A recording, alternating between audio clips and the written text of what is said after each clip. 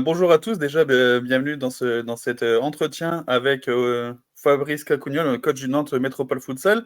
Déjà, merci Fabrice d'avoir accepté l'invitation. Pour commencer, est-ce que vous pouvez peut-être vous présenter, vous, en tant qu'entraîneur et homme, tout simplement, de Nantes Métropole Futsal, tout simplement. Merci déjà de votre invitation, ça fait plaisir. Et écoutez, moi je suis Fabrice Gacugnol, le coach de Nantes Métropole Futsal depuis aujourd'hui 7 années, 7 ans du nouveau club. Mais auparavant, c'était un ancien club. Donc ça fait 15 ans que je suis coach à Nantes. Entraîneur, un petit peu directeur sportif quelques années. Bon, je gère plusieurs casquettes. Cette année, depuis 2-3 ans, je fais que coacher la D1. C'est déjà très bien parce que le niveau monte chaque année. Donc, il y a assez de boulot comme ça.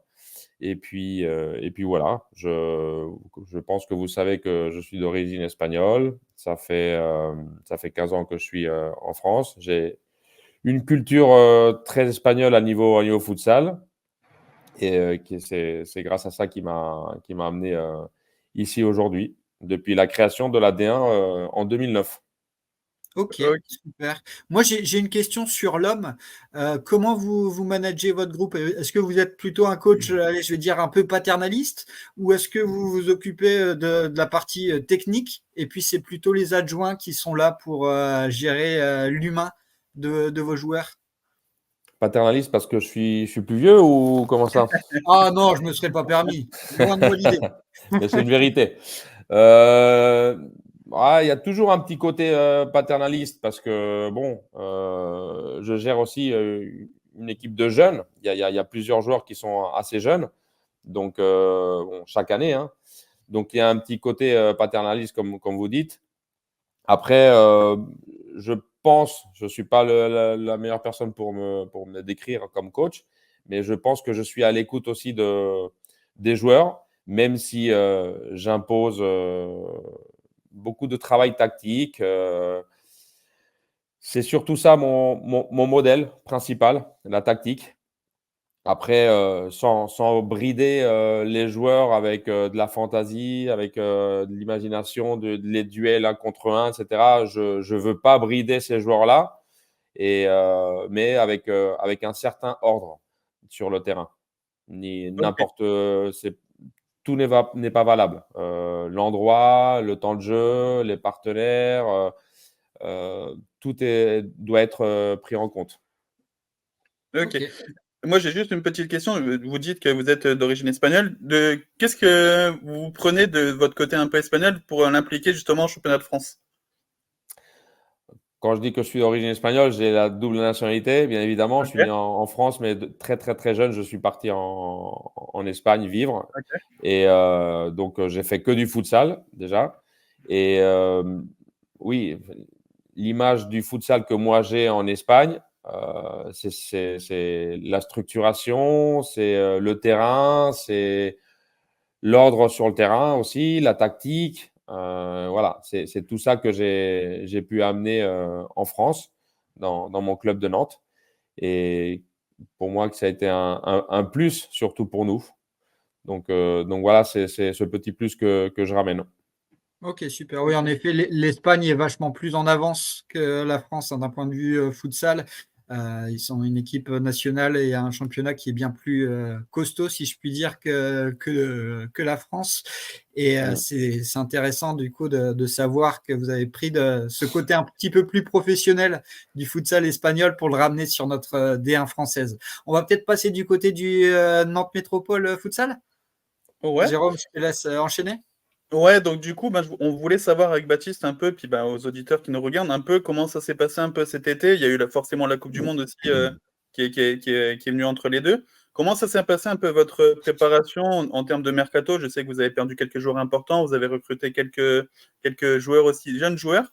Voilà, comment ça s'est passé Mm. un peu votre été au Nantes Métropole Futsal? Bah déjà, il faut remercier les Bleus, car grâce à eux, on a eu un mois de plus de vacances. C'est Donc, ça nous a permis aussi d'avoir 6 semaines de préparation avant le match contre Avion.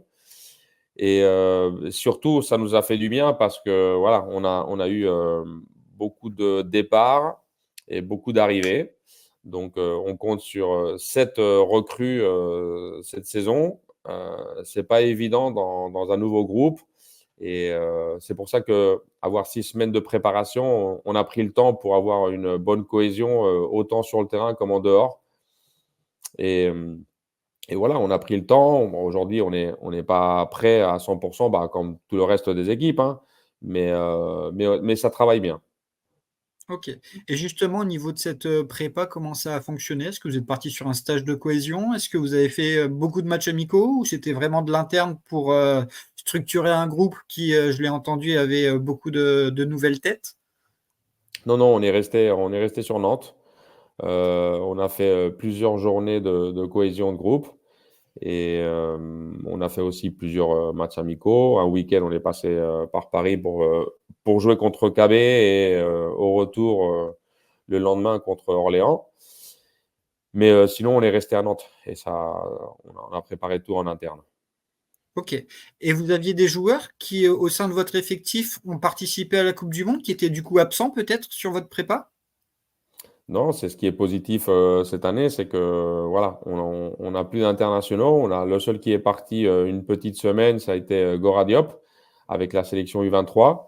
Mais sinon, les internationaux qu'on avait la saison dernière sont partis. Donc nous, on était au complet toute la prépa. On avait, bon, comme vous le savez, Francis Lococa, Steve Bendali, Mamadou Touré, Arthur Tchapchet une partie de la saison aussi. Voilà, c'est des joueurs que malheureusement ne sont pas à Nantes cette année. Mais le côté positif, c'est que enfin j'ai pu avoir tout le groupe pendant les 6 semaines de travail. OK. OK. Et en termes d'arrivée, j'ai vu, alors après vous compléterez peut-être, il y a eu quand même des jeunes joueurs qui sont arrivés. Je pense notamment à un Zakoné, il y a un jeune international du 21 argentin qui est arrivé aussi. Comment on les incorpore justement, au projet de jeu du Nantes Métropole Futsal? Comment ça s'est passé justement l'intégration de ces nouveaux joueurs? Bah, franchement, ça s'est fait très naturellement, d'une façon très simple par tout le monde. Les joueurs qui sont restés et qui sont déjà maintenant un peu des anciens et des jeunes anciens, comme dit Gora Diop, et bah, Ah, qui c'est cool. connaît très bien Inza et Amoudia Soukouna. Eh bien, l'accueil a été parfait, facile, très rapide, un petit peu plus lent par rapport aux étrangers comme l'international U21 argentin Ivan Alegre ou l'autre joueur espagnol, Pelé. Mais bon, on a un autre Argentin qui, ça fait la 3e saison qui est ici, comme Alex Barcelona. Et puis Renato, ça fait déjà sa 4e ou 5e saison. Donc, on a un groupe assez sain et sur l'intégration, j'avais aucun doute que ça allait se passer très bien. Donc, franchement, j'ai rien à dire sur ça et je suis assez satisfait. OK. Et justement, bah, moi qui ai regardé beaucoup la D2 et la D1 futsal, l'arrivée par exemple, de Soukouna qui vient d'Ajaccio, qui a l'expérience aussi de cette D1 et un Zakoné pareil qui a de l'expérience aussi en tant que joueur d'équipe de France, chez les jeunes. Qu'est-ce qu'ils vont vous apporter ces jeunes joueurs justement? Je parle de d'eux, mais d'une façon générale, qu'est-ce qu'ils vous apporter de plus justement vos recrues? Bah, déjà, c'est des jeunes joueurs, comme vous dites, mais avec quand même un peu d'expérience, Mmh. beaucoup plus, on va dire, Inza Koné que Amoudia. Mais franchement, c'est des 2 jeunes très à l'écoute, avec l'envie de progresser. Ils avaient des propositions ailleurs et peut-être et sûrement meilleures que la nôtre, mais ils ont décidé par Nantes parce qu'ils voulaient surtout progresser dans leur jeu et ils savaient que Nantes aujourd'hui, c'est une bonne structure pour pouvoir progresser, passer des caps et ils ont tout pour. Donc assez content de leur arrivée. OK. Super. Mais au moins ça c'est fait. Maintenant on va parler peut-être un peu de vos ambitions pour la saison 2024-2025. L'année dernière, vous avez fini, 3e du championnat avant de jouer les playoffs. Quelles sont un peu vos ambitions cette saison? Est-ce que c'est de faire aussi bien? Bah, aussi bien, je signerai tout de suite. Après aujourd'hui, c'est difficile de se projeter avec des objectifs. Ok. Je pense que, comme j'ai dit aux différents médias, je pense qu'il faut attendre 5-6 journées pour voir comment répond l'équipe, parce qu'il y a beaucoup de nouveautés. Il y a un groupe qui doit prendre aussi forme sur le terrain et dans le vestiaire quand les choses vont mal.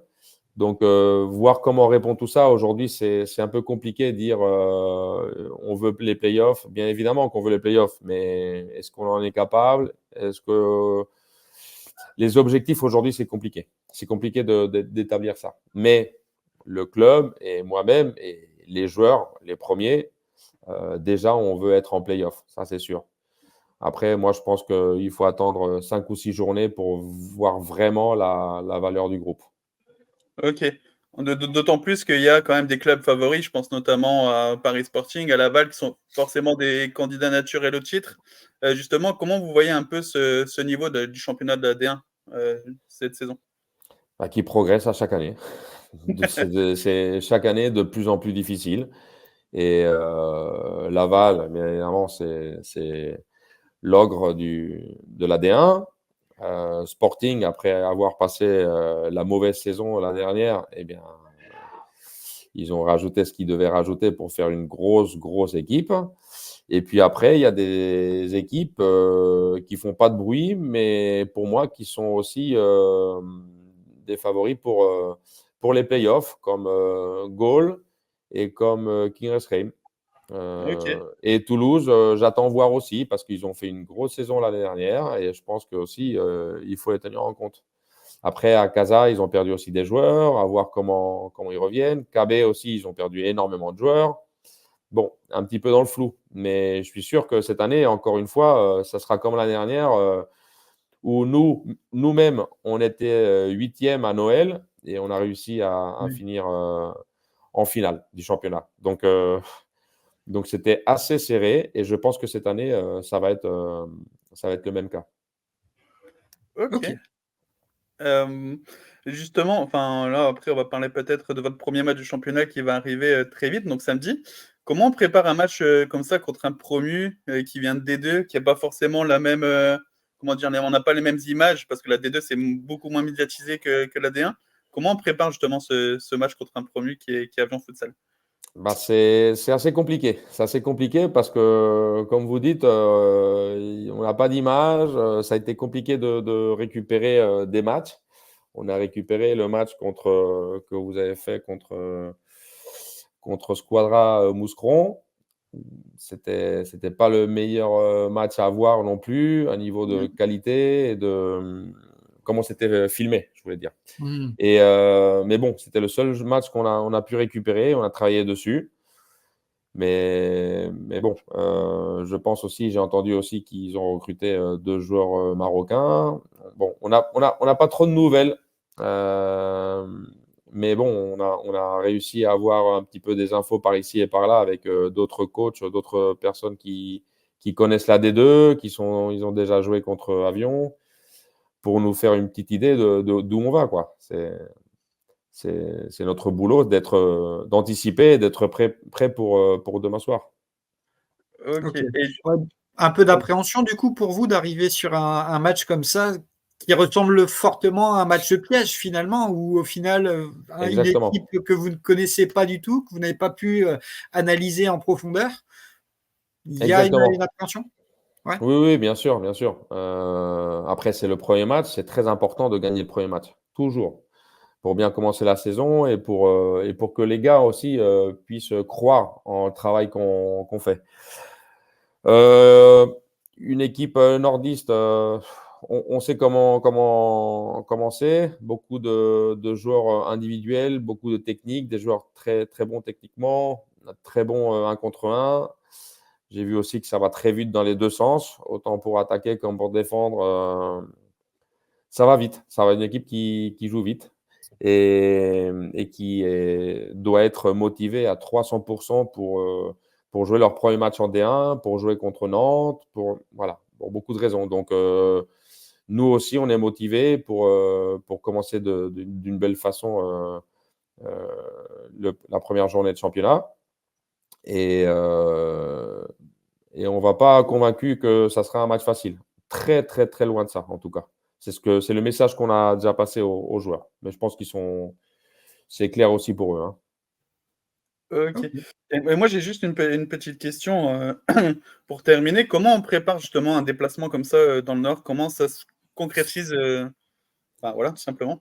C'est Bah, quoi un peu le processus que tu on a les personnes qui s'occupent de ça, comme mon adjoint ou le directeur sportif, qui s'occupe de ça et on voit toutes les possibilités. Déjà avec les horaires, c'est beaucoup mieux parce qu'on connaît les horaires avant et bah, nous, on part, aujourd'hui à 14h en minibus. On dort, je me rappelle plus où on dort et demain matin,